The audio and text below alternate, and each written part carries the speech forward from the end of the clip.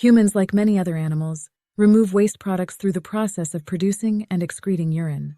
This essential function is critical for regulating various balances necessary to sustain life. Urination is one of the body's fundamental processes, and although there are anatomical differences between genders, the physiological mechanism of producing urine in the kidneys, transporting it to the bladder through the ureters, storing it, and eventually discharging it is largely the same for everyone. However, there are times when it can be challenging to find a bathroom when the need arises, leading to situations where you have to hold it in. The longer you hold it, the more uncomfortable it becomes, and you might even risk wetting yourself before finding a restroom. This brings up an important question. Why does the urge to urinate become so overwhelming, often outweighing concerns about social embarrassment? What would happen if you continued to hold it in? First, let's understand what happens when you feel the need to pee. As urine fills the bladder wall stretches. There are nerve endings around the bladder that detect this stretching.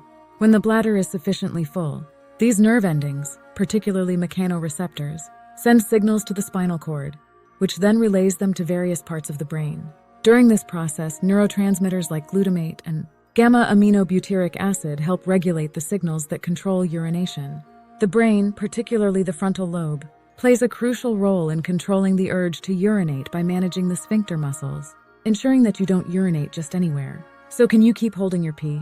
If you continue to ignore the strong urge to urinate, you may experience increasing discomfort as the bladder becomes overly distended.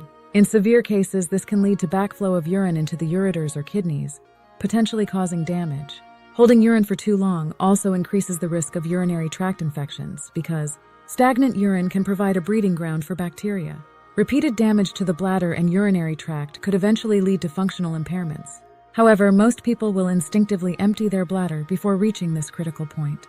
The body has a reflex mechanism that triggers urination when the bladder is too full, often overriding your ability to hold it in. Bladder rupture is extremely rare and typically occurs only in cases of severe trauma or in individuals with specific medical conditions, such as a weakened bladder wall. For most people, holding urine to the extreme limit is more likely to result in health issues like UTIs rather than a rupture. Ijebenyowa guanriondoen hyung mirun hion sange de haenonihe boges sobnida. Waya urinion dadaero midieo eseo gogsimhan siutores uriul badgoisnun saram deuli benyo haniun mosibiul bogedoel gayo. In general, when a person is nervous, the sympathetic nervous system is activated, causing the urethral sphincter to contract. This is also why you might experience difficulty urinating in a public restroom when there are many people around. In situations of extreme tension or fear, the limbic system, which is involved in instinctive survival responses, becomes highly active.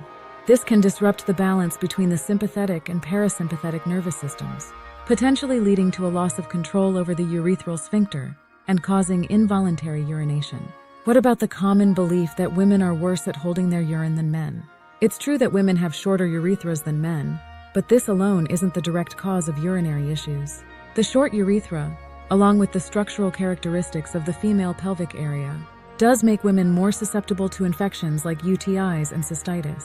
During such infections, chemical irritation can increase the frequency of urination. Additionally, women who have been pregnant or have given birth may experience weakened pelvic floor muscles, which can make it more difficult to hold urine in the future. Lastly, what happens if you exercise and sweat when you feel the need to urinate? Does the urge to pee go away?